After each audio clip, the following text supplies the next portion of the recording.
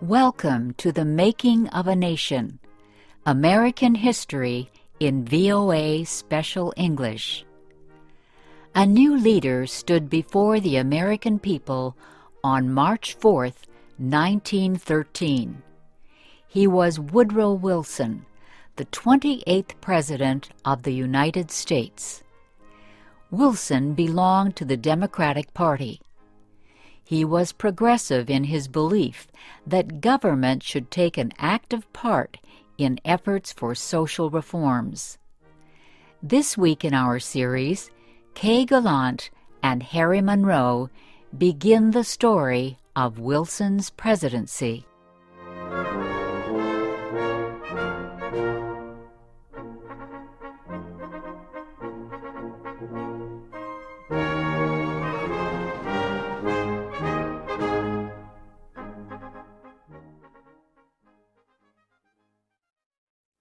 Woodrow Wilson had spent most of his life at Princeton University.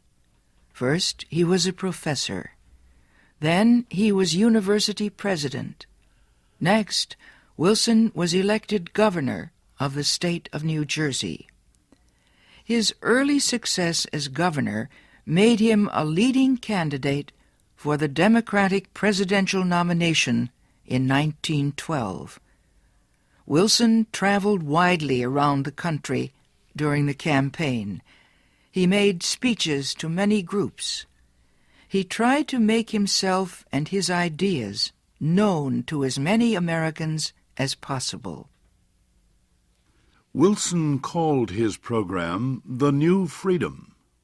One of his campaign promises was to fight for better conditions for America's small business owners.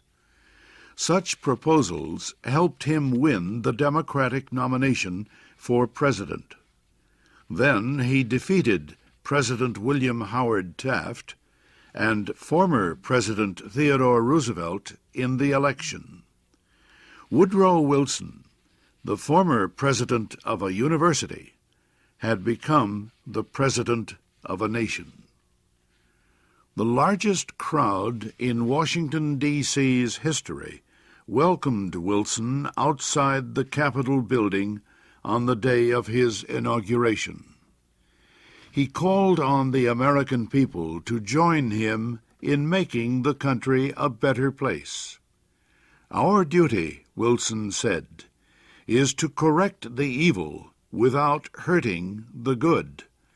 I call all honest men, all patriotic, all forward-looking men to my side."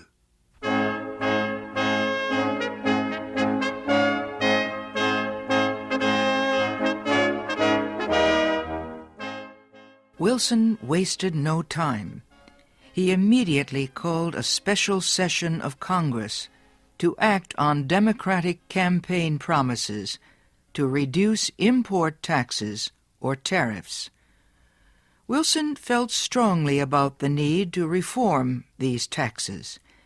He broke tradition by leaving the White House to appear before Congress in person to appeal for his tariff proposals.